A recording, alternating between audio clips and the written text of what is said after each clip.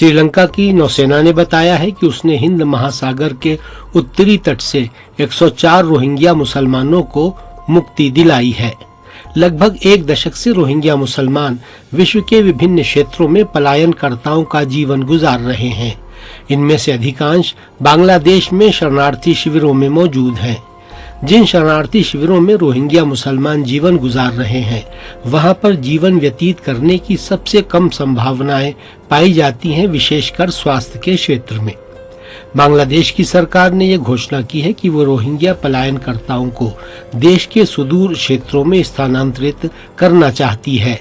इससे रोहिंग्या मुसलमानों के बारे में चिंताएं उत्पन्न हो रही हैं, क्योंकि रिपोर्टों में ये बताया गया है कि बांग्लादेश के सुदूर द्वीप एक प्रकार से निर्वासन क्षेत्र है, जहां पर जीवन की संभावनाएं बहुत कम हैं।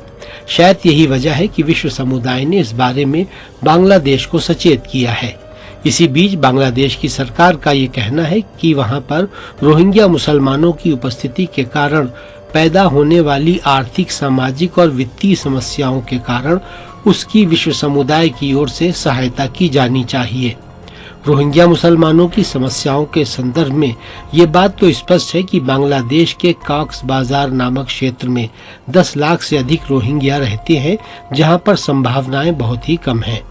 वहां पर रहने वालों के मन में अपने भविष्य को लेकर कोई आशा नहीं पाई जाती, क्योंकि म्यांमार में वे अपना सब कुछ लुटाकर जहां पहुंचे हैं, वहां पर जिंदगी की बुनियादी चीजें भी नहीं हैं।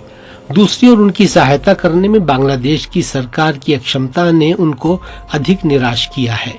पहले बांग्लादेश और म्यांमार की सरकारों के बीच एक समझौता हुआ था। इस समझौते के आधार पर परिस्थितियों के सामान्य होने पर रोहिंग्या मुसलमानों को धीरे धीरे उनके जन्म स्थल अर्थात राखीन भेज दिया जाएगा, जो म्यांमार का एक प्रांत है। रोहिंग्या मूल रूप से इसी प्रांत के निवासी हैं। म्यांमार की सरकार ने समझौते को व्यावहारिक रूप नहीं दिया, बल्कि वो तो अब भी राखीन प्रांत में रहने वाले रोहिंग्या मुसलमानों को जबरदस्ती वहां से भगाने की कोशिशें करती रहती है।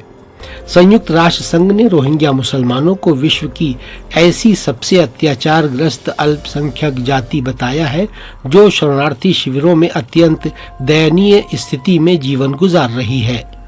दुनिया में मानवाधिकारों के समर्थन का ढिंढोरा पीटने वाले भी रोहिंग्या मुसलमानों की सहायता के लिए आगे नहीं आ रहे हैं। ऐसा लगता है कि उन्होंने इस ओर से अपनी आंखें मूंद रखी हैं। ये रवैया रोहिंग्या मुसलमानों को उनकी अपनी मातृभूमि से जबरदस्ती निकाल बाहर करने के लिए म्यांमार की सैनिक सरकार को अधिक दुस्साहसी बना रहा है। म्यांमार के रोहिंग्या मुसलमानों की संपत्ति पर वहां के बौद्ध अतिवादियों और सेना ने कब्जा कर रखा है। संयुक्त राष्ट्र संघ के मौन के कारण पूरे विश्व के सामने रोहिंग्या मुसलमानों की जातीय सफाई की कार्रवाई जारी है।